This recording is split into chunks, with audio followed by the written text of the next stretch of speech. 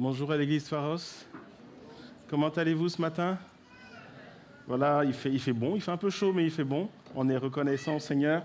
Et est-ce qu'on peut prendre le temps de communiquer cette chaleur humaine à notre voisin de droite, de gauche, juste se bénir? Nous sommes frères et sœurs. Alléluia, on veut se bénir au nom du Seigneur. Alléluia.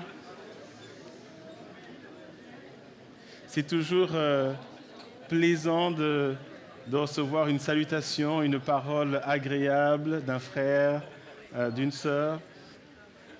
C'est aussi les moments pour les couples de se réconcilier si ce matin on est sorti un peu fâché. Alléluia. Merci Seigneur pour sa fidélité dans nos vies. Amen. Comme cela a été dit, nous revivons aujourd'hui la Pentecôte.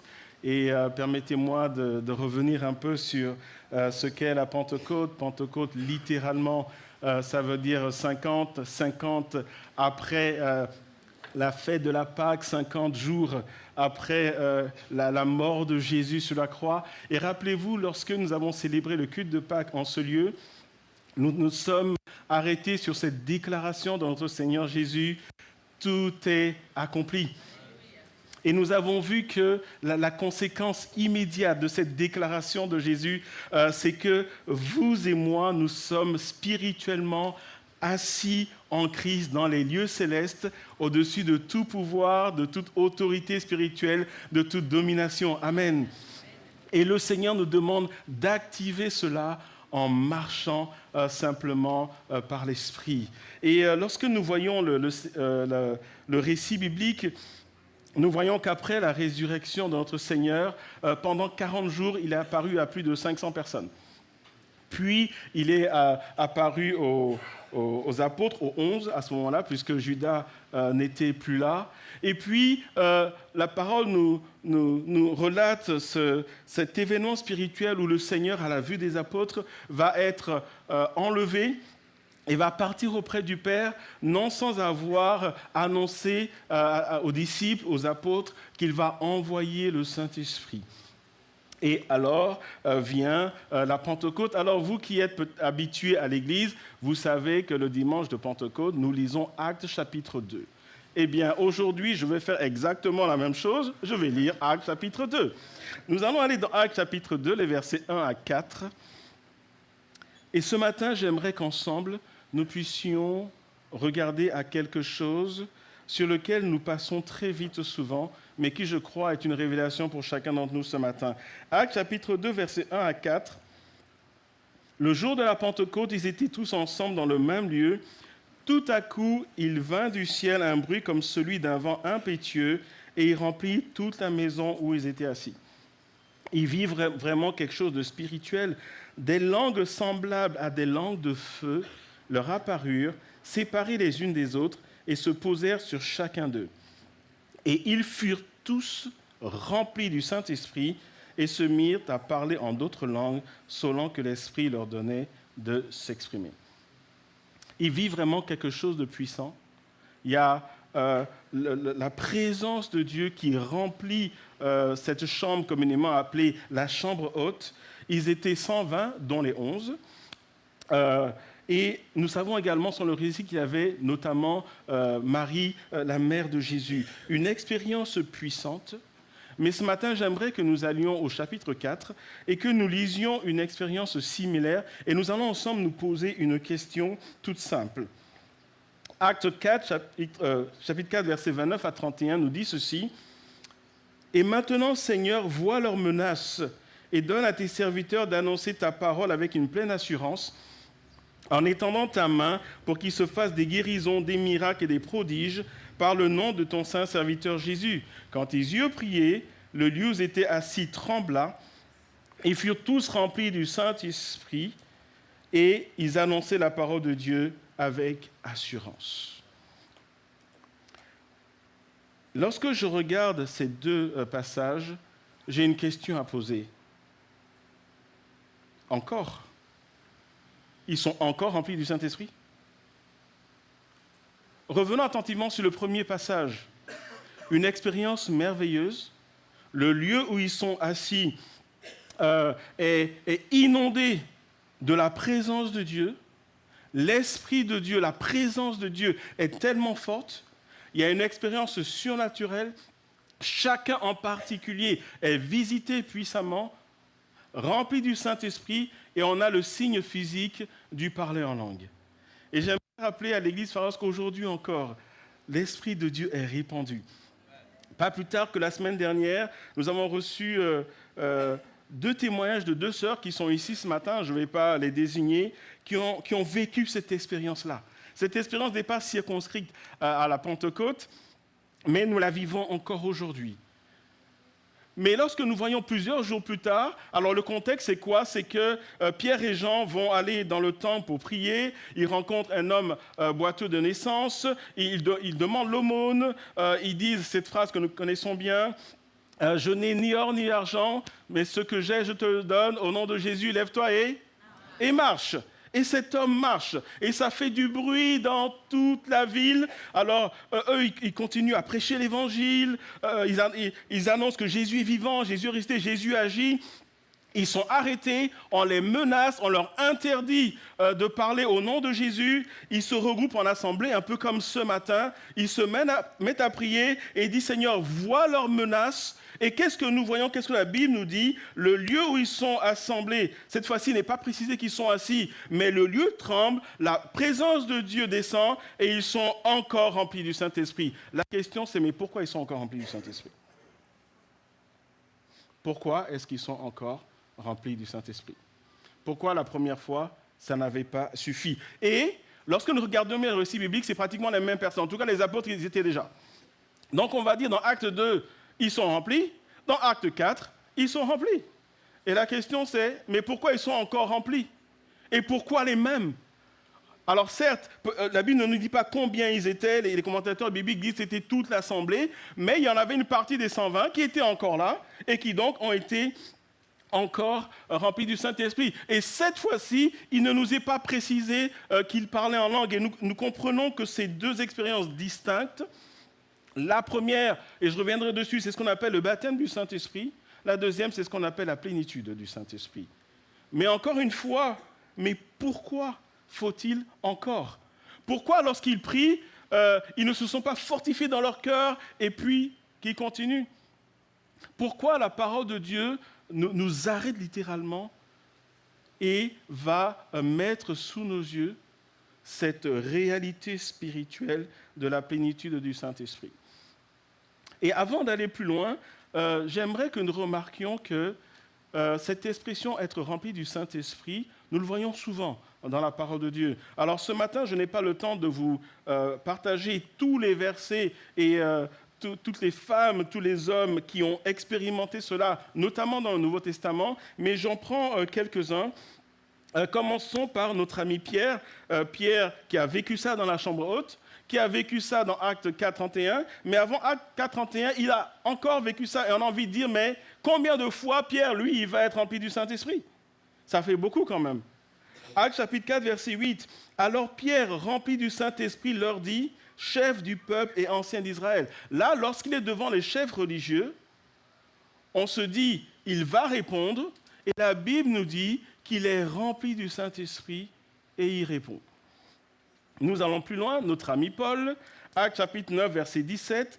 Ananias sortit, et là c'est lorsque Paul a été visité par le Seigneur, il est aveugle, il est conduit à Damas, et Dieu parle à son serviteur Ananias pour aller parler à Paul. Il nous dit donc, Ananias sortit, et lorsqu'il fut arrivé dans la maison, il imposa les mains à Saul, en disant, Saul, mon frère, le Seigneur Jésus qui t'est apparu sur le chemin par lequel tu venais, m'a envoyé pour que tu recouvres la vue et que tu sois rempli du Saint-Esprit. Et là, on comprend que Paul vit Acte chapitre 2.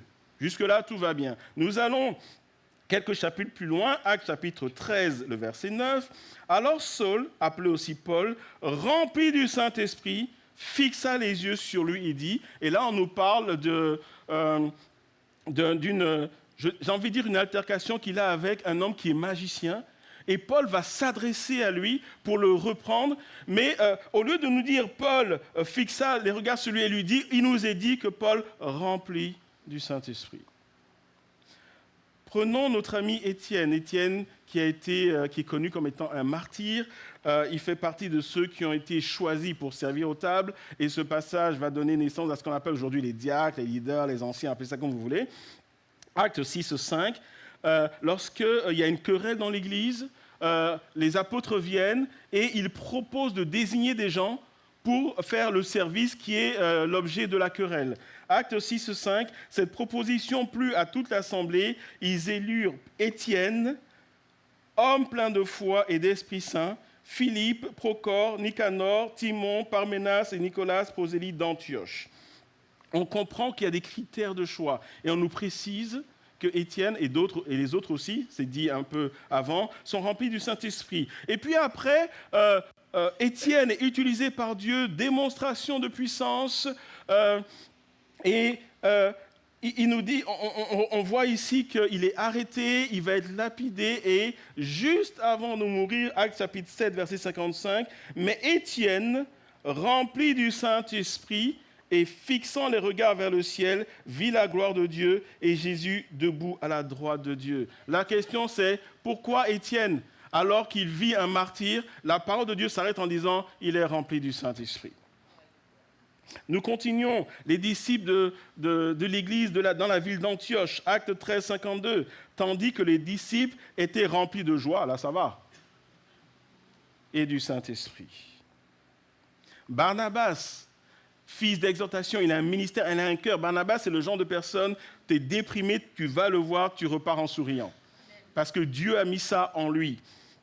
Acte 11, 24, il nous est dit de lui, car c'était un homme de bien, plein d'Esprit Saint et de foi, et une foule assez nombreuse se joignit au Seigneur.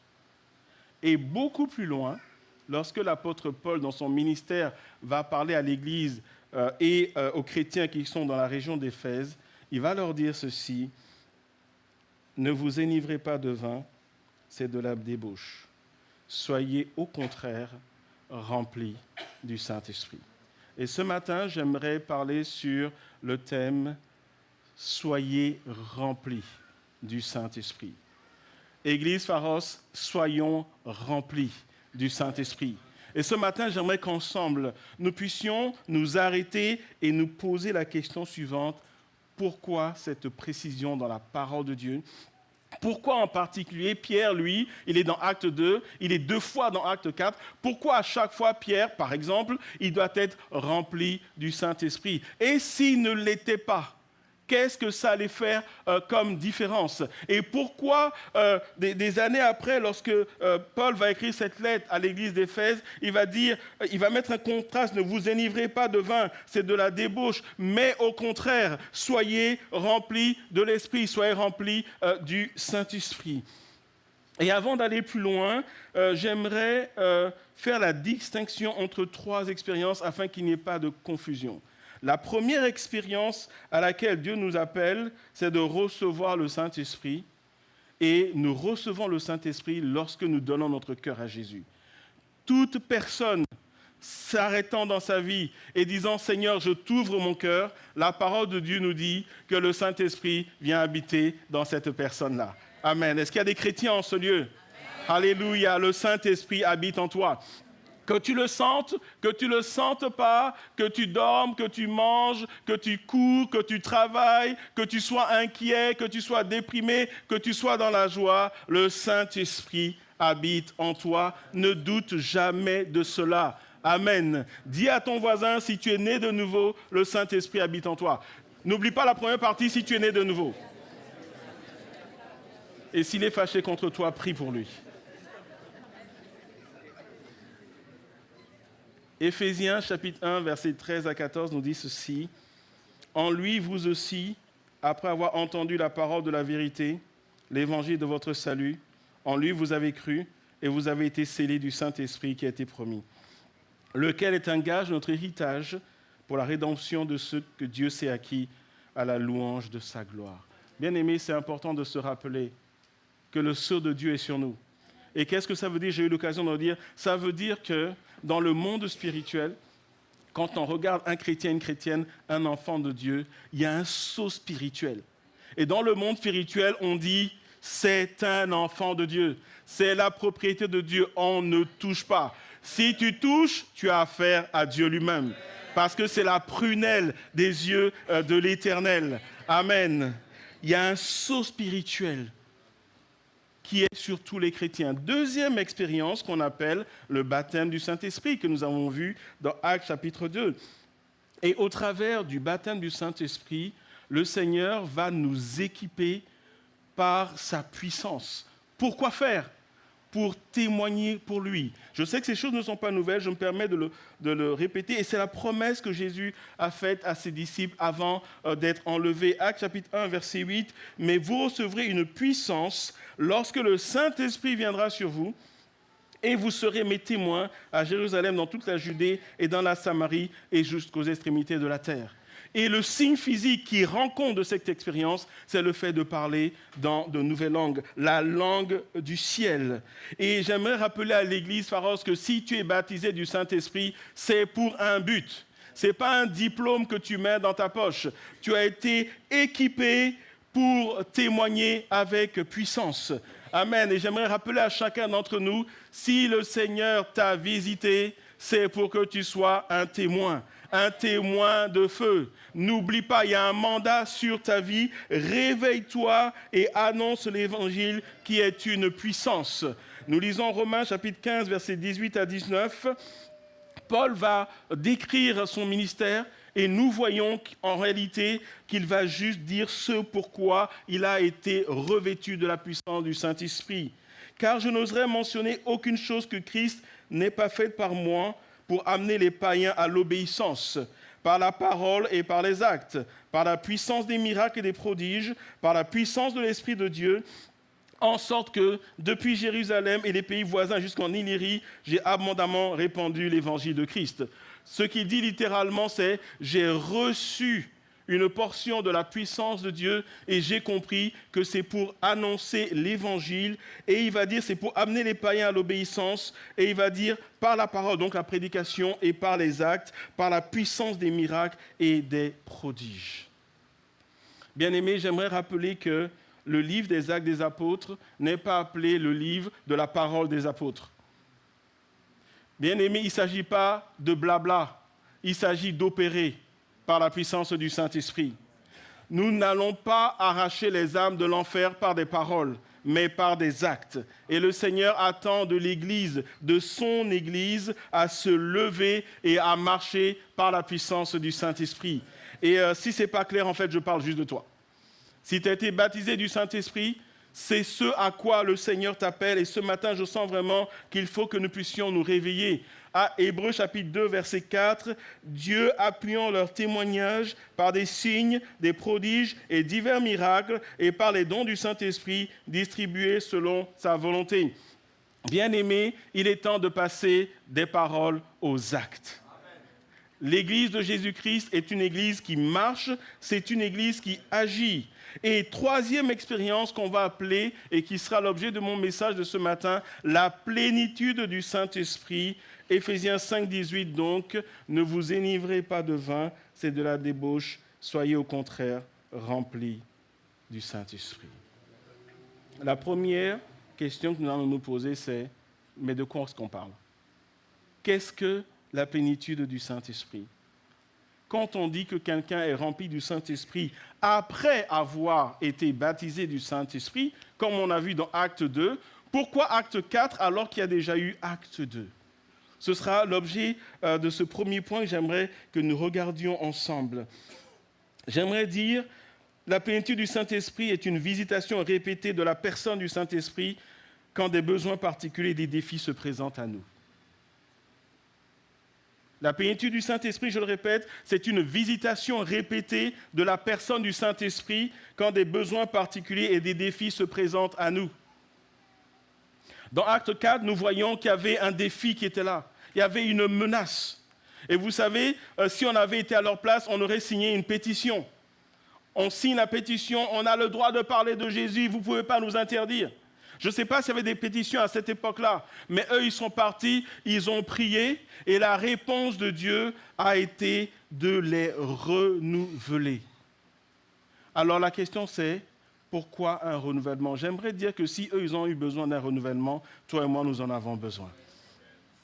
Toi et moi, nous en avons besoin. Mais avant d'aller plus loin, prenons le temps de comprendre cette expression « soyez remplis de l'esprit ». Le mot grec traduit par rempli a l'idée de débordement, à l'idée d'abondance, à l'idée d'une pleine mesure et à l'idée aussi de proximité. Entendez proximité de la présence de Dieu. Toujours en restant sur ce passage, là, faisons un peu de conjugaison si vous le voulez bien. Le temps en grec qui a été traduit en français par « soyez remplis », il y a deux dimensions. Il y a le présent continu. Ça veut dire, tu dois être rempli aujourd'hui, mais demain tu dois être rempli, après-demain tu dois être rempli. Ce n'est pas juste, oh Dieu m'a visité, j'ai été baptisé du Saint-Esprit, c'est fini. Et vous savez, souvent, on se pose la question en regardant nos vies, mais en regardant autour de nous, j'ai été baptisé du Saint-Esprit, j'ai parlé en langue, il y avait le feu, mais la question c'est, pourquoi aujourd'hui ce feu s'éteint? Pourquoi avant je lisais la Bible, maintenant j'arrive plus? Pourquoi avant, il y avait ce feu dans mon cœur pour aller à l'église et maintenant, je choisis mes réunions? Pourquoi avant, je participais au culte et maintenant, je regarde plus l'heure qu'autre chose? Pourquoi avant, il y avait ce zèle pour lire la Bible et maintenant, c'est compliqué de même l'ouvrir? Et je crois que je peux continuer la liste comme ça. Bien aimé, la question se trouve dans un simple constat. Tu as besoin d'être rempli du Saint-Esprit. Parce que le Seigneur a prévu que ce soit quelque chose qui vienne et qui nous renouvelle. Permettez-moi de donner cette illustration. Normalement, personne ne prend une voiture thermique, essence, diesel, fait le plein, roule et se dit « c'est bon, je vais avoir ma voiture jusqu'au bout ». Personne de sensé ne fait ça. À un moment donné, tu t'arrêtes et qu'est-ce que tu fais? Tu fais le plein. Et j'aimerais dire aux chrétiens aujourd'hui, parfois il faut s'arrêter et faire le plein. Il y a une époque, je ne sais pas si certains ont vécu ça, mais il y a une époque assez lointaine, je ne dirais pas combien d'années, mais il y a une époque où le diesel était en dessous d'1 € le litre. Quelqu'un a connu cette époque ou pas? Ok. Et je me rappelle qu'à l'époque, on achetait plus des voitures diesel parce que c'est l'essence qui frôlait avec 1 € le litre. Et tout le monde achetait le diesel. D'accord? Alors, je ne veux pas parler d'aujourd'hui pour ne pas ramener des souvenirs douloureux aux uns aux autres, mais à l'époque, je me rappelle, et qu'est-ce qu'on faisait, nous qui n'avons pas de travail à ce moment-là, qui faisions des jobs, je me rappelle qu'on était des spécialistes en roulant lorsque on était sur la réserve. Quelqu'un déjà a conduit en étant sur la réserve? C'est hyper dangereux, mais on le faisait parce qu'on n'avait pas le moindre sou. Mais j'aimerais dire qu'en Christ, c'est dangereux de marcher en étant sur la réserve. Il faut que tu t'arrêtes et que tu fasses le plein. Alléluia. Aujourd'hui, si je prends le même exemple et je prends les voitures électriques, ceux qui en ont, en général, vous avez une application où vous voulez faire un voyage et vous simulez votre voyage et l'application vous dit, tu pars de ce point, ta batterie est à 100% et tu lui dis, je veux arriver 7 heures, 8 heures après, mais quand je veux arriver, je veux avoir au moins 20% et l'application te dit et te trace sa route et te dit, tu dois t'arrêter après tel nombre d'heures, autant, après 1 heure, 2 heures, tu t'arrêtes pour que tu puisses arriver à destination toujours en ayant quelque chose dans la batterie. J'aimerais dire à quelqu'un ce matin, la parole de Dieu nous dit que quand tu marches, à un moment, il faut que tu t'arrêtes et il faut recharger la batterie. Et je crois que ce matin, la parole de Dieu pour chacun d'entre nous, c'est recharge ta batterie. Dieu a prévu que la batterie soit rechargée. Et au-delà du présent continu, lorsque le grec va dire « soyez remplis de l'esprit », c'est une forme passive. Ça veut dire quoi? Ça veut dire que ce n'est pas à toi de le faire, c'est le Saint-Esprit même qui dit « je veux te remplir et je vais te remplir si tu m'ouvres ton cœur ». C'est la volonté de Dieu de remplir ses enfants. C'est la volonté de Dieu que dans le parcours de vie, je puisse m'arrêter et le Saint-Esprit dit « viens à la source ». On va charger la voiture pour que tu puisses continuer. Et vous savez, bien aimés, beaucoup de chrétiens sont en panne sur l'autoroute spirituelle. Beaucoup de chrétiens, est-ce que quelqu'un a déjà fait une panne sur l'autoroute, plus d'essence, voiture thermique? Moi, ça m'est déjà arrivé. C'est hyper désagréable. J'étais tellement préoccupé, je ne regardais pas mon réservoir. Et à un moment donné, je dis, mais la voiture décélérait, et elle s'est arrêtée sur l'autoroute. Et alors les voitures klaxonnent, vous crient dessus, je vous passe les noms d'oiseaux, où est-ce que tu as eu ton permis, etc. Mais toi, tu es là et ton réservoir, il est vide. Parce que quand je l'ai pris le matin, j'étais tellement préoccupé que je n'ai pas fait attention. Et j'ai pris la route, je suis allé à Bruxelles avec pratiquement pas d'essence dans mon réservoir. Panne sèche. Je me rappelle, j'ai dû appeler la police pour qu'on me fasse sortir de l'autoroute, pour qu'on puisse me pousser à une station. Et j'ai fait le plein et j'ai pu continuer ma route. Dieu ne nous destine pas à tomber en panne. Mais Dieu a prévu que nous puissions nous arrêter et être ravitaillés spirituellement. C'est ce qu'on appelle la plénitude du Saint-Esprit. Et c'est pourquoi, dans la parole de Dieu, même des hommes comme Pierre, je ne sais pas pour vous, mais Pierre, c'est un exemple inspirant. Non pas par rapport à son caractère quand Jésus était là, mais lorsqu'il a été visité par le Seigneur. Quel exemple, quelle consécration. Mais même Pierre, la Bible dit, il s'est arrêté, le Saint-Esprit a dit, viens, tu as besoin d'être rempli, tu as besoin d'être renouvelé. Et voyez-vous, beaucoup de chrétiens vivent sur les expériences passées. Qu'est-ce qui explique que je parle en langue, mais ma consécration ne fonctionne pas? Qu'est-ce qui explique que je connais Acte 2? Qu'est-ce qui explique qu'il y avait un feu en moi et aujourd'hui, je suis complètement éteint? La réponse est simple. Tu n'es pas forcément attaqué spirituellement par le diable et les démons. Tu as besoin d'être rempli du Saint-Esprit.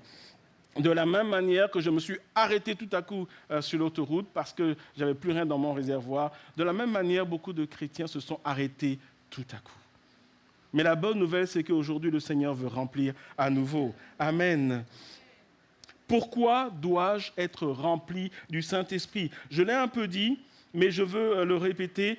Rapidement, trois points comme ça à noter pour nous encourager. J'ai besoin d'être rempli du Saint-Esprit pour vivre une vie chrétienne abondante et épanouie. C'est la volonté de Dieu que toi et moi, nous puissions vivre une vie chrétienne abondante et épanouie. Et alors qu'aujourd'hui, nous nous arrêtons pour nous rappeler de cette expérience dans la chambre haute, Dieu veut aujourd'hui te rappeler qu'il souhaite que tu vives une vie chrétienne abondante et épanouie. C'est pour ça qu'il a prévu que tu viennes, que tu t'arrêtes afin qu'il recharge les batteries. J'aime beaucoup ce chant qui parle du Saint-Esprit, et à un moment, il y a une strophe qui va dire « Soit le feu dans mon cœur, soit le vent dans mes voiles ».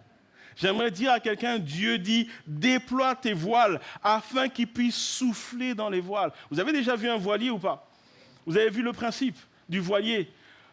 Tu montes sur le mât et tu déploies les voiles. Et après, qu'est-ce qu'on fait? On laisse le vent faire le reste. Dieu dit ce matin, déploie les voiles pour que je puisse souffler dedans et que tu sois en vitesse de croisière. Alléluia. Jean chapitre 7, versets 37 à 38. Le dernier jour, le grand jour de la fête, Jésus, se tenant debout, s'écria, « Si quelqu'un a soif, qu'il vienne à moi et qu'il boive. Celui qui croit en moi, des fleuves d'eau vive couleront de son sein, comme dit l'Écriture. Il dit cela de l'Esprit que devaient recevoir ceux qui croiraient en lui, car l'Esprit n'était pas encore, parce que Jésus n'avait pas encore été glorifié. Si quelqu'un a soif, qu'il vienne à moi et qu'il boive. » Avant de continuer sur ce texte, j'aimerais faire référence à un texte dans Jean chapitre 4 qu'on ne va pas lire, quand le Seigneur rencontre cette femme samaritaine au puits. Et là, Jésus va lui dire, si tu bois de cette eau que je vais te donner, tu n'auras plus jamais soif. Là, il parle de la vie éternelle. Mais dans Jean chapitre 7, il va parler de ce qu'on appelle l'effusion du Saint-Esprit. Et dans le contexte, et quand on voit les mots utilisés en grec, quand Jésus dit qu'ils boivent, Jésus dit, chaque fois que tu as soif, viens boire. C'est ça l'idée. Et si j'aimerais prendre le contraire de ce passage. C'est un peu comme si quelqu'un dit, moi j'ai bu aujourd'hui, là, aujourd'hui on est le combien? On est le 25, c'est ça? 24? Moi j'ai bu le 24, c'est bon, je ne bois plus, c'est fini, c'est bon. Qui fait ça? Qui fait ça? Personne ne fait ça. Mais nous, spirituellement, nous faisons ça. Nous vivons quelque chose avec Dieu et c'est bon. C'est bon, nous avançons.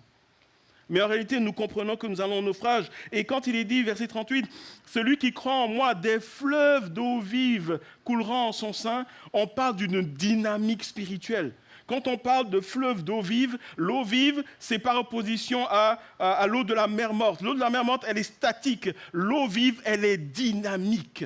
Il y a le feu. Et Dieu dit, t'as soif, t'es déchargé, tu es fatigué, tu es sous pression, ça ne va pas, tu as du mal, viens à la source, viens boire afin d'être fortifié, d'être renouvelé. Tu vis une situation spirituelle compliquée, viens dans ma présence, viens être fortifié, que des fleuves d'eau vive coulent de ton sein. J'aimerais illustrer cela par un passage que nous trouvons dans Juges, chapitre 15. On nous parle d'un épisode de notre ami Samson. Quand vous lisez le livre des Juges et l'histoire de Samson, c'est quelqu'un pour un oui, pour un non, il se battait avec les Philistins. D'accord? Il en tuait à droite, il en tuait à gauche, ça allait dans tous les sens. Il avait reçu une onction particulière. Okay? Mais lisons un épisode dans Juges, chapitre 15, versets 14 à 17. Lorsqu'il arriva à Léchi, les Philistins poussèrent des cris à sa rencontre. Alors l'Esprit de l'Éternel le saisit. Les cordes qu'il avait au bras devinrent comme du lin brûlé par le feu, parce qu'en fait, si vous voulez le contexte, il avait été arrêté et on lui avait lié les mains. Les cordes qu'il avait au bras devinrent comme du lin brûlé par le feu, et ses liens tombèrent de ses mains. Il trouva une mâchoire d'âne fraîche, il étendit sa main pour la prendre, et il en tua 1000 hommes. Donc lui, il prend une mâchoire, il tue 1000 personnes. Voilà, comme ça. Ça, c'est vraiment une sorte de dessin animé, c'est du manga, ça. D'accord? Verset 16. Et Samson dit, avec une mâchoire d'âne, un monceau, 2 monceaux, avec une mâchoire d'âne, j'ai tué 1000 hommes.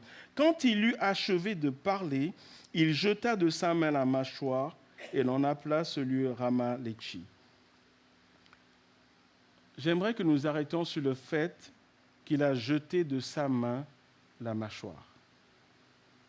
Je ne sais pas pour vous, mais moi, j'aurais gardé la mâchoire. Vous savez pourquoi? Parce que je me dirais, si j'en ai tué 1000 avec cette mâchoire, je la garde. S'il y en a d'autres qui viennent, je continue à les aiguiller les uns après les autres. Mais la Bible nous dit, et il y a une leçon spirituelle derrière ça, il jeta de sa main la mâchoire. Ce que la parole de Dieu nous enseigne, ce que nous les chrétiens, quand nous avons vécu quelque chose avec Dieu, on reste là-dessus et on croit que ça va nous amener jusqu'au bout. Samson savait qu'il était dans un combat avec les Philistins. Il a trouvé une arme, il a remporté la victoire, mais il a compris que parce que Dieu marche avec lui, il y aura d'autres armes qui vont lui donner la victoire. Vous savez, il y a des chrétiens, quand vous leur parlez, ils vous parlent d'expériences il y a 10 ans, il y a 15 ans, il y a 20 ans. Ils sont toujours dans le passé.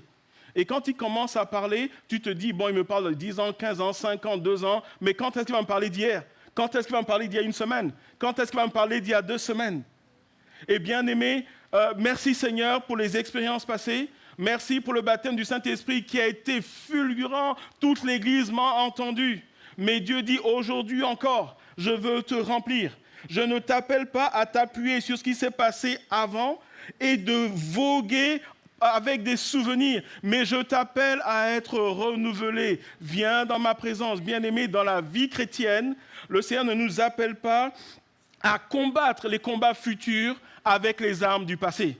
Il nous appelle à combattre les combats futurs avec les armes qu'il nous donne quand nous sommes dans la situation. Est-ce que vous me suivez ce matin? Et ce matin, j'aimerais crier à tous les chrétiens. J'aimerais crier à tous les chrétiens de Pharos. Merci Seigneur pour, je ne sais pas comment étant tes chrétiens, je ne sais pas. Merci Seigneur pour tous les témoignages, les guérisons, comment tu as été touché, visité, la parole qui t'a été donnée. Mais Dieu dit, ne t'appuie pas sur ça comme un acquis pour dire je vais continuer avec ma marche. Parce que si tu continues comme ça, tu as fait le plein, mais tu dis j'ai fait le plein, je continue et à un moment tu vas t'arrêter. Tu vas être desséché. Tu arriveras à un moment où on prêche la parole de Dieu et ça ne te fait plus rien. Pourquoi ? Parce que tu es en train de t'éteindre en réalité. Parce que inconsciemment, parce que tu as été baptisé dans le Saint-Esprit, parce qu'il y a eu un moment de jeûne, de prière, de veillée, un peu comme on a fait depuis mercredi, jeudi, vendredi, tu as ressenti des choses et tu t'es dit, c'est bon, je gère. Mais ce n'est pas ce que la parole de Dieu nous dit. Et au travers de Samson, nous sommes invités, une fois que nous avons vécu l'expérience, merci Seigneur, nous avançons. Et quand nous sommes devant un nouveau défi, un nouveau combat, une nouvelle alerte, un nouveau besoin, une nouvelle demande, une nouvelle direction, Saint-Esprit, remplis-moi de toi. Est-ce que vous me suivez ce matin ? Deuxièmement, pourquoi dois-je être rempli du Saint-Esprit ? C'est simple, pour résister. Galates chapitre 5, verset 16 va dire « Je dis donc, marchez selon l'Esprit et vous n'accomplirez pas les désirs de la chair. » Regardons cette phrase. La phrase ne dit pas « N'accomplis pas les désirs de la chair, puis marche par l'Esprit. » La Bible dit « Marchez selon l'Esprit. » Et la conséquence, c'est que tu ne vas pas marcher selon les désirs de la chair. Parce que ce passage nous dit ici que la chair, elle est là. Elle veut prendre de la place. Et pour résister, que ce soit à la chair, que ce soit à la tentation, que ce soit même à l'ennemi de nos âmes, la Bible va dire marche selon l'Esprit, mais tu ne peux marcher selon l'Esprit que si tu es rempli du Saint-Esprit. Est-ce que vous me suivez ce matin ? J'aimerais faire une illustration. Je vais demander à mon ami Mathis de venir. Je préfère le prendre lui, comme ça, si ça ne marche pas, ce sera lui. On veut l'encourager. Voilà. Alors, on l'encourage maintenant, parce que si ça ne marche pas, on ne pourra pas l'encourager après. Vous me suivez ? J'ai ici 2 canettes. Alors, certains ont vu les canettes, voulaient les jeter, mais bon. Voilà 2 canettes, d'accord ? Il y en a une vide, d'accord ? Il y en a plus, ouais. Hop. Bon, vous avez vu que c'est vide, hein ? Vous me croyez, c'est vide ? Elle est pleine, d'accord ? Vous voyez, elle est pleine, d'accord ? Ça va ? Très bien. Expérience. Ça va, Mathis ? Ça va bien depuis ce matin ? Très bien. Alors, comme je t'ai expliqué, tu vas te mettre debout là-dessus, avec une jambe.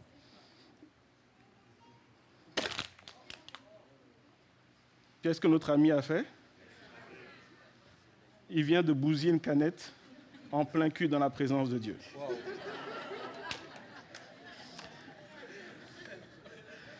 Cher Mathis, je ne te demande pas ton poids, mais refais-nous cette expérience avec cette canette qui est pleine. Tu dois la maintenir debout, autant que possible. Prends ton temps.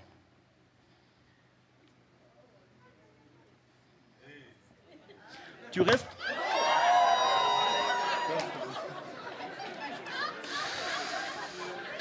Bon, on a eu raison de l'applaudir avant.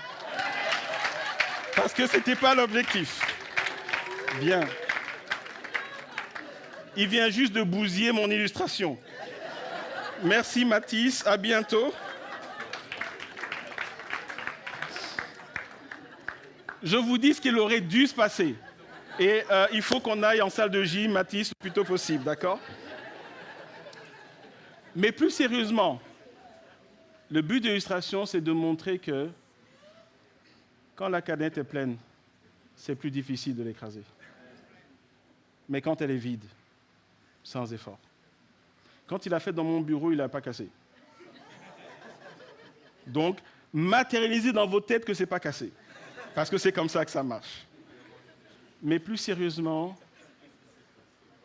quand nous sommes remplis du Saint-Esprit, et je m'excuse pour l'équipe de nettoyage, hein, d'accord ? Vous allez voir Mathis et son père va payer la facture. Bien-aimés, quand nous sommes remplis du Saint-Esprit, c'est plus facile de résister. Quand la chair, elle nous sollicite, quand nous sommes sous pression, quand nous sommes dans la tentation, quand nous sommes dans des moments spirituels difficiles, quand tu es rempli du Saint-Esprit, à un moment donné, ce n'est plus ta force, mais le Saint-Esprit qui prend le relais. Mais lorsque tu es vide, lorsque tu es sur les expériences des années 1900, lorsque ta relation avec Dieu, ce sont des souvenirs lointains, ce ne sont que des histoires que tu te racontes, mais que tu as perdu le chemin de sa présence. Lorsque la pression vient, lorsqu'elle vient juste un peu, tu es écrasé. Est-ce que vous me suivez ce matin? Le Seigneur nous invite à être régulièrement renouvelés par sa présence remplie du Saint-Esprit, afin que nous puissions résister. Troisième raison pour laquelle il est impératif, et je me permets de nous rappeler que dans Éphésiens 5, 18, quand il est dit ne vous livrez pas de vin, mais au contraire, soyez remplis du Saint-Esprit, dans le grec, c'est un ordre. C'est une instruction de Dieu. Dieu n'est pas en train de dire, écoutez, regardez et considérez le fait d'être rempli du Saint-Esprit. Lorsque Paul, par le Saint-Esprit, s'adresse aux chrétiens, il dit, de la part de Dieu, ça là, c'est un must. Sans ça, tu n'y arriveras pas. Et ça m'amène à mon troisième point, pour vivre. Pourquoi dois-je être rempli du Saint-Esprit? Pour vivre des victoires spirituelles. Zacharie chapitre 4 verset 6. Alors il reprit et me dit, c'est ici la parole que l'Éternel adressa à Zorobabel. Ce n'est ni par la puissance, ni par la force, mais par mon esprit, dit l'Éternel des armées. J'aimerais te dire ce matin que si tu n'es pas rempli du Saint-Esprit, en Jésus tu as la victoire, mais dans ta vie de tous les jours, tu seras en échec. Est-ce que vous me suivez? Et ça, c'est un paradoxe en fait.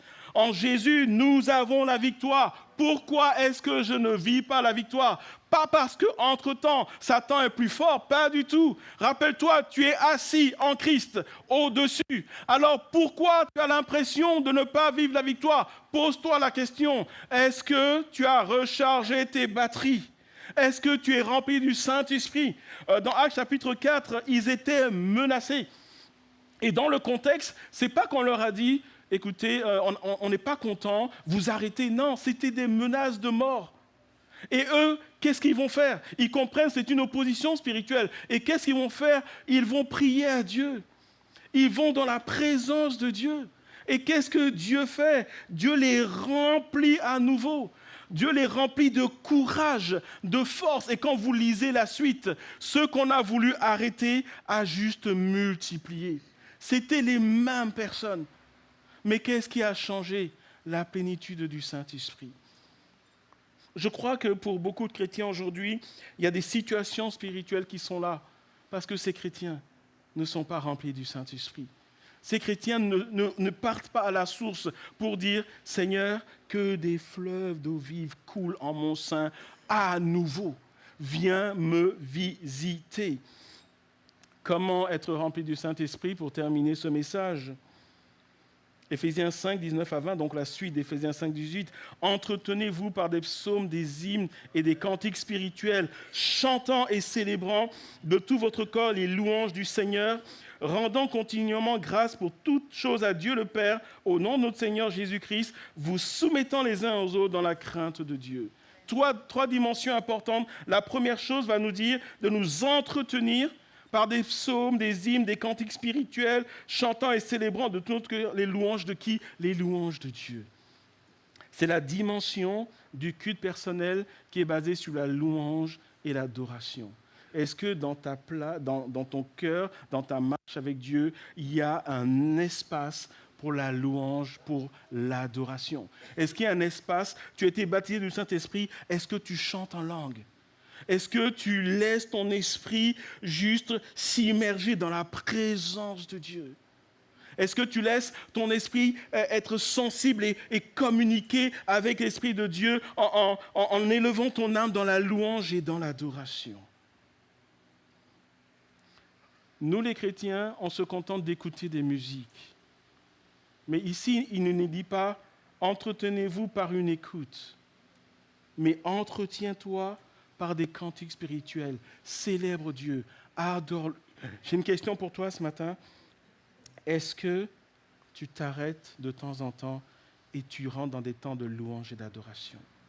Tu vas me dire, pour être rempli du Saint-Esprit, il faut juste que je loue, j'adore, que je chante en fait. Oui et non. Ce n'est pas chanter pour chanter, c'est élever son nom.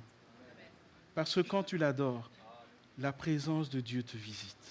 Quand tu prends du temps, tu dis, Seigneur, c'est toi et moi, et tu l'élèves, et tu te rappelles qu'il est assis sur le trône. Tu te rappelles qu'au moment où nous parlons aujourd'hui, en ce 24 mai, les vieillards, les êtres vivants sont en train de l'adorer, et que toi, tu te joins à cela, alors tu rentres dans une autre dimension. Et quand tu ressors de là, tu es rempli de la présence de Dieu. La deuxième chose que Paul va dire aux Éphésiens, rends grâce à Dieu, c'est la dimension de la prière. Dis merci à Dieu. Apprends à être reconnaissant même quand tu ne comprends pas. Apprends à élever son nom. Parce que quand tu rends grâce à Dieu, tu dis, Seigneur, je ne comprends pas tout, mais tu es El Elyon, tu es au contrôle. Et quand tu fais ça, sa paix te remplit. Quand tu fais ça, sa paix vient calmer ton cœur qui est en train de faire une tachycardie. Ton cœur qui est là et qui a peur d'une mauvaise nouvelle et ton cœur qui redoute des choses. La paix de Dieu va aller t'apaiser. Parce que tu prends le temps de dire, ma vie est entre tes mains. Seigneur, je ne sais pas pourquoi ça m'est arrivé, mais je te loue de ce que tu es avec moi. Alléluia. Et enfin, se soumettre les uns aux autres, vous soumettant les uns aux autres dans la crainte de Christ. Et quand vous lisez la fin du chapitre, on nous parle de comment on doit se comporter, mari, femme, parents, enfants, employés. Il y a toute une dimension qui est là, où on voit qu'il y a une dimension, quand on dit se soumettre les uns aux autres, c'est une dimension fraternelle. C'est une dimension d'amour qui est là. C'est une dimension d'obéissance à Dieu. Et quand tu fais ces choses, la parole de Dieu nous instruit que tu es renouvelé. Ta batterie, elle se recharge. Bien-aimés, soyons remplis du Saint-Esprit. Actes chapitre 4, versets 31 à 33. Quand ils eurent prié, le lieu où ils étaient assemblés trembla. Dans le Nouveau Testament, on a plusieurs épisodes où on voit des chrétiens qui sont quelque part et le lieu tremble. Et chaque fois que le lieu tremble, c'est la présence de Dieu qui se manifeste. Ils furent tous remplis du Saint-Esprit. Et qu'est-ce qu'ils ont fait? Alors qu'ils ont été menacés. Alors qu'à leur place, moi, j'irais me terrer quelque part. Ou je changerais de ville. Mais qu'est-ce que nous voyons? Et ils annonçaient la parole de Dieu avec quoi? D'où vient cette assurance? Du fait qu'ils ont été remplis de la présence de Dieu. Tu manques d'assurance, tu n'as pas de paix, tu es craintif, tu ne dors pas bien la nuit. Va dans la présence de Dieu, qu'il te remplisse. Et il va te donner de l'assurance. Verset 32, la multitude de ceux qui avaient cru n'était qu'un cœur et qu'une âme. Nul ne disait que ces biens lui appartinssent en propre, mais tout était commun en eux. La dimension de l'amour fraternel. Et le verset 33, les apôtres rendaient avec beaucoup de force témoignage de la résurrection du Seigneur Jésus, et une grande grâce reposait sur qui? Sur eux tous. Mais qu'est-ce qui a précédé le « eux tous » ? C'est que tous ont été remplis du Saint-Esprit. Et nous voyons qu'il y a la dimension du témoignage. La Bible dit avec beaucoup de force, ça nous parle de la dimension du miraculeux. Jésus fait des miracles aujourd'hui encore. Mais Jésus cherche une église qui a compris qu'on ne s'arrête pas sur une expérience et on dit c'est bon. Aujourd'hui, vous savez, beaucoup de chrétiens vivent des choses, sont confus, vivent un mal-être, sont un peu perdus, cherchent un chemin, luttent et ont l'impression, malgré les promesses, de ne jamais pouvoir s'en sortir. Souvent, je ne peux pas dire que c'est toujours comme ça, mais souvent, le dénominateur commun, bien-aimé, c'est que la batterie est à plat en fait. Parce que quand la batterie est à plat, tu vas chercher du secours dans le monde. Tu écoutes ta chair. Tu vas écouter des conseils des chrétiens, celui-ci, celui-là, etc. Tu cherches du secours, en fait. Et pire, tu essaies de t'en sortir par toi-même, tu n'en parles à personne. Et là, tu te laisses piéger par l'ennemi de nos âmes. Et ce matin, je veux dire à l'église Pharos, soyons remplis du Saint-Esprit. J'aimerais dire que c'est la volonté de Dieu et sa provision pour ceux qui ont été baptisés du Saint-Esprit. Tu as été baptisé, amen. Mais Dieu dit maintenant, de manière continue, sois rempli du Saint-Esprit. Recherche la plénitude du Saint-Esprit. Nous devons rechercher cela, nous devons aspirer à cela. Dieu le fait pour des individus, mais dans Actes chapitre 4, Dieu l'a fait pour toute une congrégation. Et ce matin, voilà ce que nous allons faire. J'ai terminé le message, voilà ce qu'on va faire ce matin. Je vais faire un appel tout simple. Si tu es là et que tu dis, j'ai besoin d'être renouvelé, j'ai besoin d'être rempli du Saint-Esprit, je t'invite simplement à venir ensemble. Même si c'est toute l'Église qui va venir, ce n'est pas un problème. Parce que ce matin, on veut dire, Seigneur, nous avons compris quelque chose alors que nous célébrons la Pentecôte. Nous avons compris qu'aujourd'hui encore, et bien aimé, j'aimerais vous rappeler que dans l'Église Pharos, si je prends les 2 dernières années, le Saint-Esprit a été répandu à plusieurs reprises. Je me rappelle, au cours d'une année, je pense qu'il y a 2 ans, pratiquement chaque semaine, il y avait en ce lieu, dans cette église, des baptêmes du Saint-Esprit. Même sur des enfants de moins de 12 ans. Je vous ai dit, il y a 2 sœurs qui sont dans l'église aujourd'hui. Elles ont été baptisées du Saint-Esprit avec le signe physique du parler en langue la semaine dernière. Le Saint-Esprit est répandu. Mais Dieu ne veut pas s'arrêter à cela.